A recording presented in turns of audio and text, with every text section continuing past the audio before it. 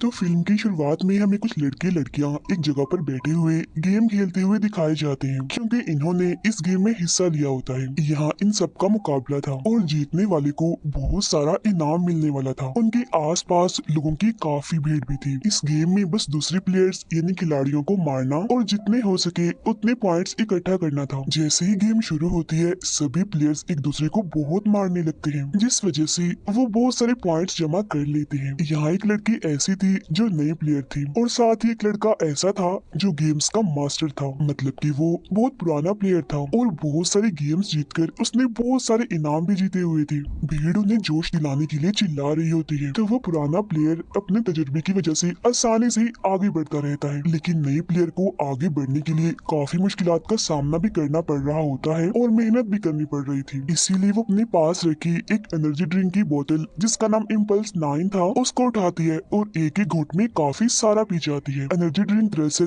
ताकत देने वाली ड्रिंक होती है जिसे पीने से न सिर्फ उसे ताकत मिलती है बल्कि वक्त भी 100 गुना तक स्लो हो जाता है, मतलब बहुत ही आहिस्ता चलने लगता है। अब इस खूबी की वजह से वो उस पुराने प्लेयर समेत सभी को मारकर इस गेम को जीत जाती है और अपने दोस्त के साथ मिलकर अपनी इस खुशी को मनाने लगती है। मगर वो ये नहीं जानती थी कि बहुत जल्द उसकी ये खुशी दुखों में बदलने वाली है। अचानक से ही एनर्जी ड्रिंक की बोतल नीचे गिर के टूट जाती है और सारी ड्रिंक बिखर जाती है। इसके बाद सीन अचानक से बदल जाता है जहाँ वो लड़की खुद को 3 बच्चों की माँ पाती है। उसका घर बहुत ही पुराना और गंदा था, वहाँ मॉडर्न दौर जैसी कोई भी चीज नहीं थी और तो और बिजली भी नहीं थी इधर, जिसे देखकर तो उसकी तकलीफ में काफी इजाफा हो गया होता है। फिर जब वो घर से बाहर आती है तो देखती है कि बाहर की दुनिया भी बंजर और उजाड़ के अलावा और कुछ भी नहीं है। यहाँ तक कि हवा भी जहरीली थी जिसमें सांस लेना भी मुश्किल था और मास्क लगाने की जरूरत पड़ती थी। इसके बाद हमें पास्ट यानी गुजरे हुए वक्त का सीन दिखाया जाता है, यानी जहाँ से इस सब की शुरुआत हुई थी। हम इसी लड़की को देखते हैं जिसका नाम वेल है, जो एक गेमर थी। उसकी जिंदगी का सिर्फ एक ही मकसद था कि वो एक अच्छी गेमर बनकर खूब पैसा और शोहरत कमाए। वो अपने डैड के साथ एक घर में रहती थी और ये वक्त था 2017 का। एक दिन उसके डैड उसे होटल की जॉब की इंटरव्यू के लिए तैयार करते हैं, जहाँ वो नाखुश होकर कपड़े पहनकर तैयार होती है और इंटरव्यू के लिए निकल जाती है। बाहर गाड़ी में उसका दोस्त उसके लिए इंतजार कर रहा था। फिर थोड़ा आगे जाने पर वेल पिछली सीट पर बैठकर अपने इंटरव्यू वाले कपड़े बदलकर नॉर्मल कपड़े पहन लेती है और इंटरव्यू देने की बजाय अपनी पसंदीदा गेम फील्ड ऑफ फायर खेलने पहुंच जाती है। बाकी गेम्स की तरह फील्ड ऑफ फायर भी काफी सारे प्लेयर्स की गेम है जिसका मेन मकसद बाकियों को मारकर खुद आखिर तक टिके रहना होता है। वेल सोचती है अगर वो ये गेम जीत गई तो लाखों रुपए कमा लेगी और जाहिर है मशहूर भी हो जाएगी। फिर उन पैसों से वो अपने लिए एक गेमिंग कंप्यूटर खरीदेगी।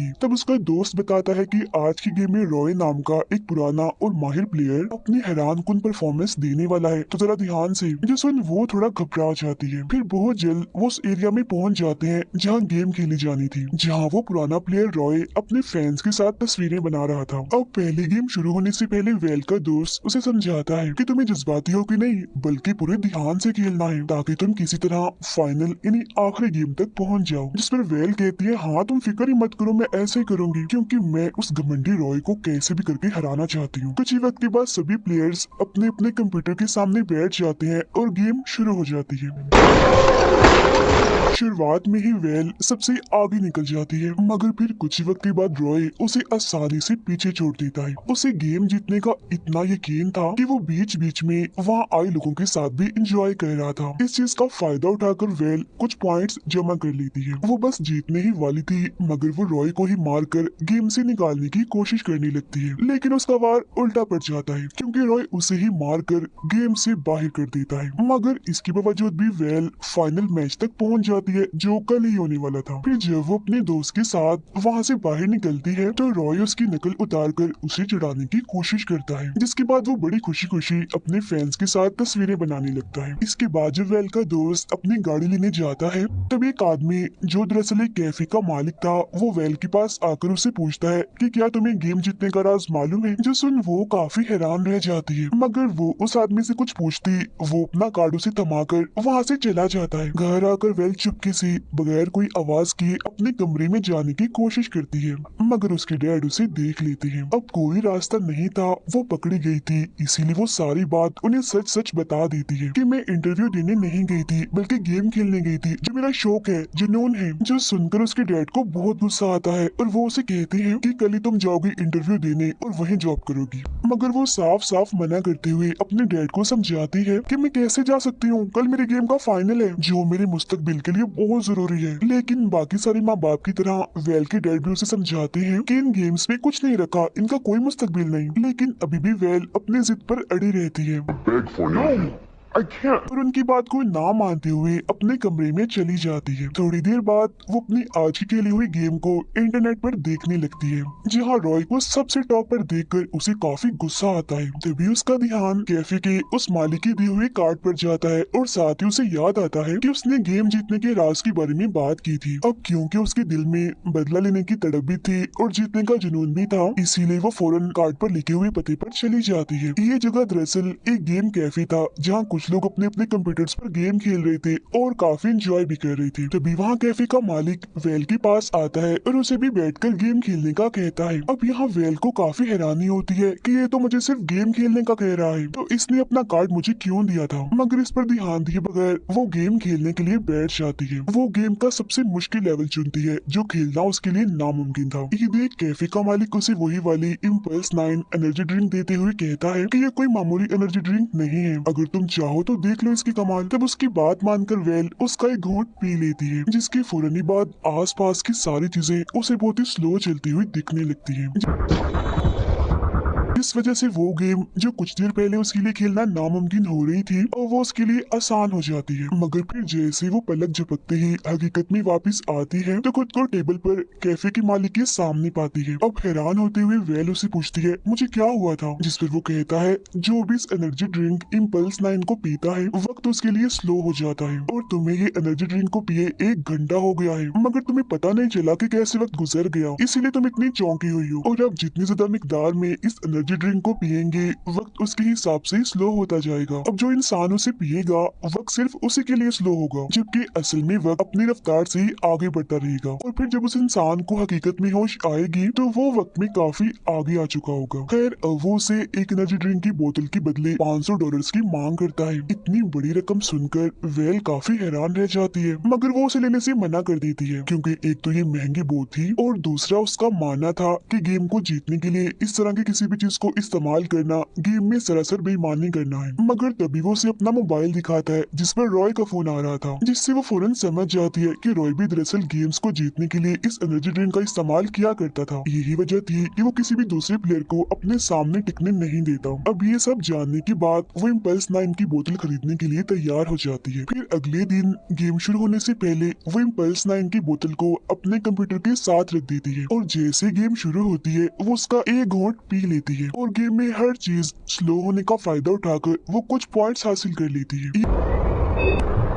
ये देख रॉय भी इम्पल्स 9 को थोड़ी मिकदार में पीता है और एक के बाद एक सभी को पीछे छोड़ता हुआ टॉप पर आ जाता है। अब ये देखकर वेल पर प्रेशर बढ़ जाता है और साथ ही वो काफी मायूस भी हो गई थी, इसीलिए अब वो इम्पल्स 9 की पूरी बोतल ही पी लेती है। अब क्योंकि उसने ज्यादा मिकदार में एनर्जी ड्रिंक ली थी इसीलिए वक्त उसके लिए काफी स्लो हो जाता है, जिसका फायदा उठाकर वो रॉय के प्लेयर को मारकर आखिरकार इस गेम को जीत जाती है। उसकी दोस्त समेत हर कोई उसकी खुशी के लिए झूम उठता है, मगर तभी यहाँ उसकी इम्पल्स 9 की बोतल नीचे गिरकर टूट जाती है। ये वही सीन था जिसे हम पहले भी देख चुके हैं। अब यहाँ से दोबारा सीन वहीं आ जाता है जहाँ हम वेल को उसी पुराने घर में एक चेयर पर बैठा हुआ देखते हैं, जिसके हाथ में उसका छोटा सा बच्चा भी है। फिर कुछ ही वक्त के बाद मेले कुचेले कपड़े पहनकर उसका दोस्त यहाँ पर आ जाता है, जो दरअसल अब उसका हस्बैंड है। वो बच्चे को सुलाने के बाद वेल को तैयार होने के लिए कहता है। अब खुद को इतना अजीब सा पाकर वेल को काफी हैरानी हो रही थी और तो और ज्यादा उम्र के लोगों की तरह वो हाँफ भी रही थी और अपने हाथ में अंगूठी देखकर उसके जहन में बहुत सारे सवाल उठने लगते हैं। अब खुद को थोड़ा नॉर्मल करने के लिए वो जैसे नीचे जाती है तो वहाँ भी उसे दो बच्चे मिलते हैं जो उसे मम्मी कहकर बुला रही थी, जो देखकर तो उसके होश उड़ जाते हैं। सब हालात से घबराते हुए वो जैसे बाहर आती है तो देखती है कि बाहर भी उजाड़ के सिवा कुछ नहीं है, और ये भी वही सीन है जिसे हम पहले ही देख चुके हैं। यहाँ Come on, kids, it's time for school.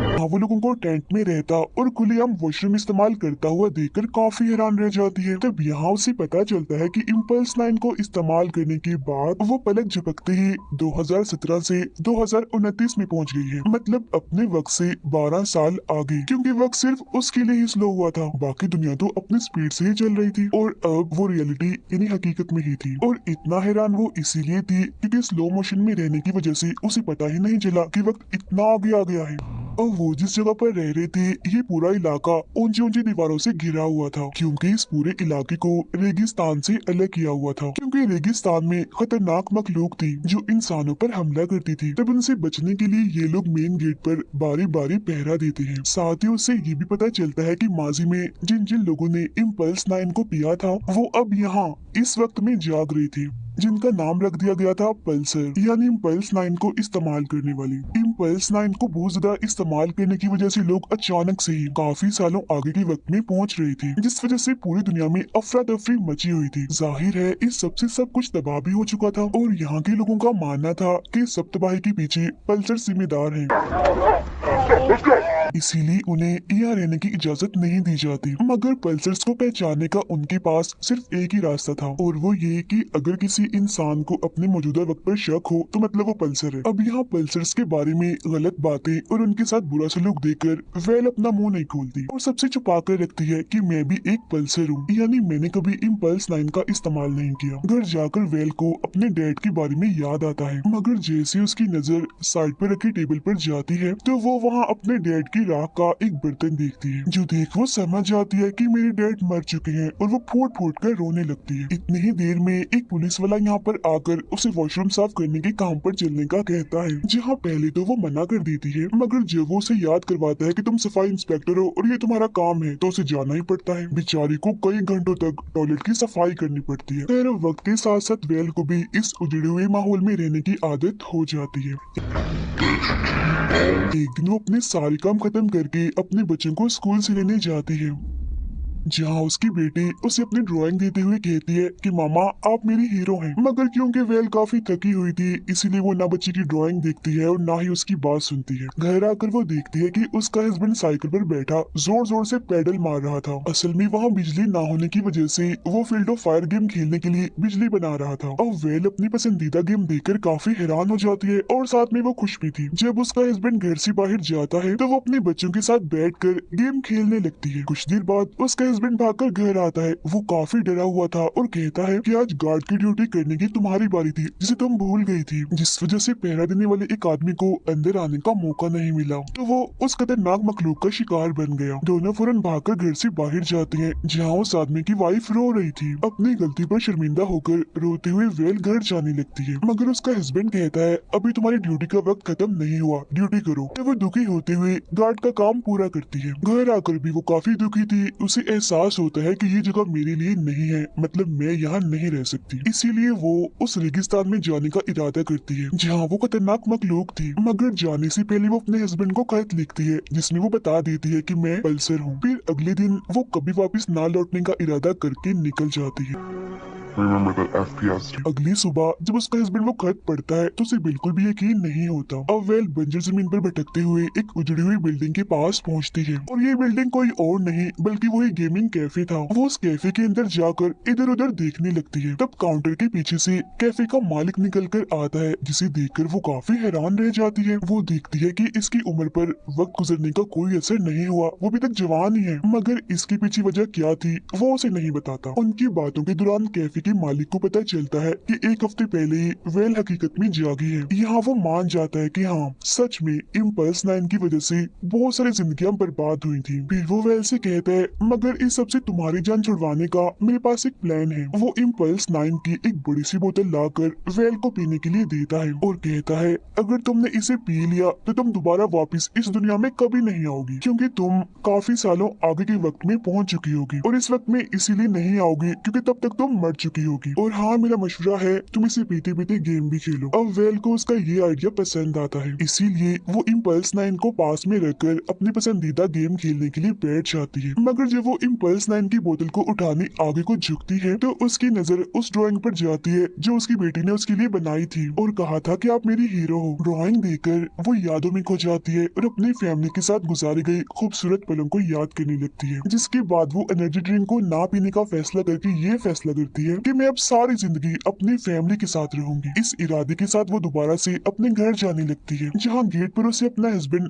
Guard की ड्यूटी करते हुए दिखता है। वो वेल से काफी नाराज था, इसीलिए वो गेट खोलकर उसे अंदर आने नहीं देता और कहता है तुम पल्स थी, तुमने हम सबको धोखा दिया। जिस पर वेल अपने किए की माफी मांगती है। अभी उनकी बात चल ही रही थी कि तभी उन्हें दूर से गोलियां चलने की आवाज सुनाई देती है, क्योंकि वो खतरनाक हमलावर मखलूक इनके इलाके की तरफ बढ़ रही थी। तब यहाँ ये बात खुलकर सामने आती है कि ये खतरनाक मखलूक जो बनी हुई है ये कोई और नहीं बल्कि इंसानों का ये ग्रुप है। मगर ये इंसानों के दुश्मन थे, उनका मांस खाते थे। उन्हें पास आता देख उसका हस्बैंड जल्दी से गेट खोलकर उसे अंदर ले आता है। जिसके बाद इधर अलार्म बज जाता है, सभी लोग डर जाते हैं और यहाँ से भागने लगते हैं। वेल उनमें से एक औरत से पूछती है, जिस पर वो बताती है कि हम सब खाई की तरफ जा रहे हैं, क्योंकि उन हमला आवरों को रोकने का कोई रास्ता नहीं है हमारे पास। ये जानकर उसे दुख होता है और क्योंकि यहाँ के सारे लोग उससे काफी नाराज थे, इसीलिए सबका भरोसा जीतने के लिए वो एक प्लान बनाती है। वो अपने हस्बैंड से कहती है मैं यहाँ रुककर जितनी देर हो सके उन हमलावरों को रोकने की कोशिश करूंगी। और वो उसे यहाँ अकेले छोड़कर जाना तो नहीं चाह रहा था, मगर जब वेल उसे बच्चों की खातिर यहाँ से जाने का कहती है तो वो उसकी बात मान लेता है और यहाँ से चला जाता है। इसके बाद इम्पल्स 9 की बड़ी बोतल जिसे वो अपने साथ लाई थी उसे लेकर लड़ाई के लिए तैयार हो जाती है। तब वो हमलावर गेट के पास पहुंचकर हमला करने के लिए आगे बढ़ते हैं। तब यहाँ वेल को पता चलता है कि इन हमलावरों का लीडर और कोई नहीं बल्कि रॉय था। जहाँ रॉय उसे बताता है कि मैं हकीकत में